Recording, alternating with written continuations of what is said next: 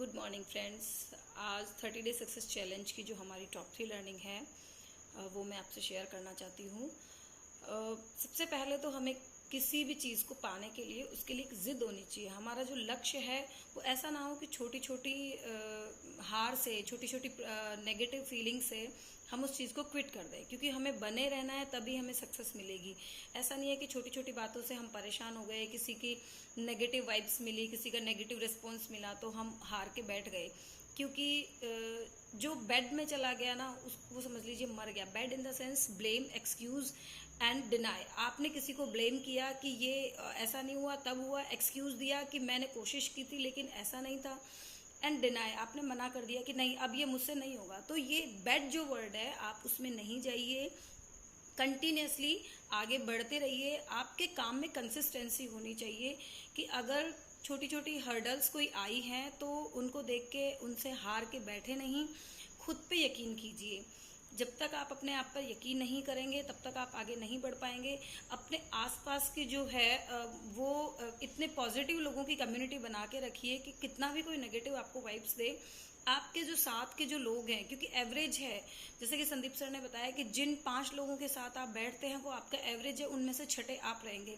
अगर आप किसी विनर्स या किसी पॉजिटिव माइंड के व्यक्ति के साथ अगर आप बैठते हैं, 5 अगर आपके दोस्त ऐसे हैं जो बहुत पॉजिटिव वाइब्स देते हैं, तो 6ठे व्यक्ति आप होंगे। लेकिन अगर आप किसी गलत संगत में बैठ रहे हैं, 5 किसी गलत संगत के लोगों के साथ अगर आप बैठ रहे हैं, तो 6ठे आप ही होंगे। तो अपने आसपास का जो माहौल है, जो एनवायरनमेंट है, वो आप पर डिपेंड करता है कि आप कितना अच्छा और कितना गलत चुनते हैं।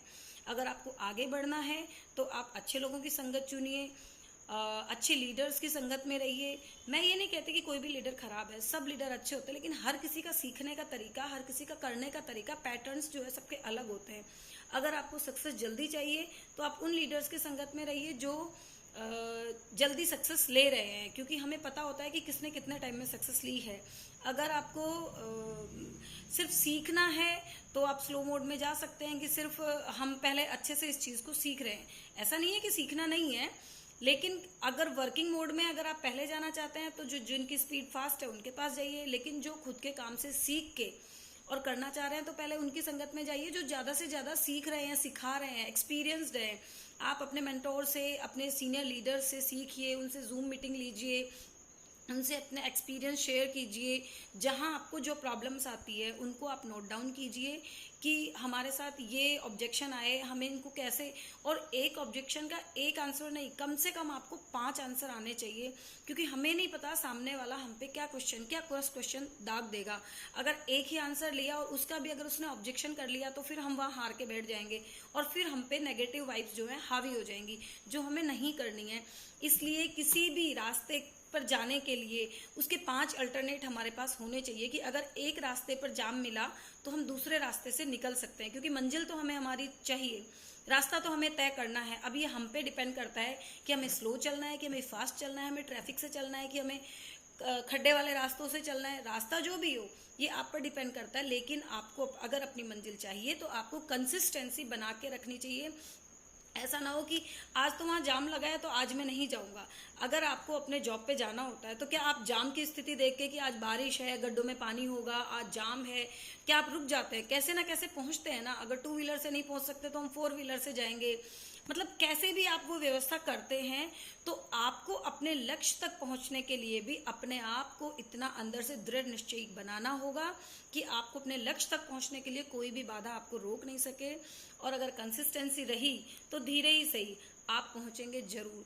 कछुए की चाल से, खरगोश की चाल से, जैसे आपको पहुंचना है ये आप पर डिपेंड करता है, लेकिन उसके लिए आपके अंदर एक जिद होनी चाहिए। किसी छोटी सी बाधा से हार के ना बैठें।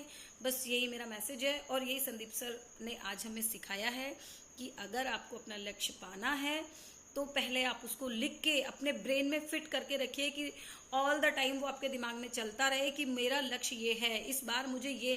और छोटे छोटे लक्ष्य बनाइए, बहुत लंबे नहीं। विजन आपका पूरे साल भर का नहीं होना चाहिए, मंथली, वीकली ऐसा होना चाहिए। तो जब आप अपने विजन, अपने स्टेप्स छोटे छोटे बनाएंगे, कोई भी नीचे से जंप मार के ऊपर नहीं पहुंच पाता है। हाँ, अगर किसी को सक्सेस मिली है और उसको फेल होना है तो वो ऊपर से अपने एटीट्यूड को लेकर जंप मार के नीचे आ सकता है। लेकिन अगर आपको सक्सेस होना है, अगर आपको ऊपर चढ़ना है तो सीढ़ियां ही चढ़नी पड़ेंगी जनाब। आप कूदकर इतना हाई जंप लेके नहीं जा सकते। अगर आपने कूदने की कोशिश की तो आप मुंह के बल गिरेंगे, जो आपको नुकसान दे सकता है।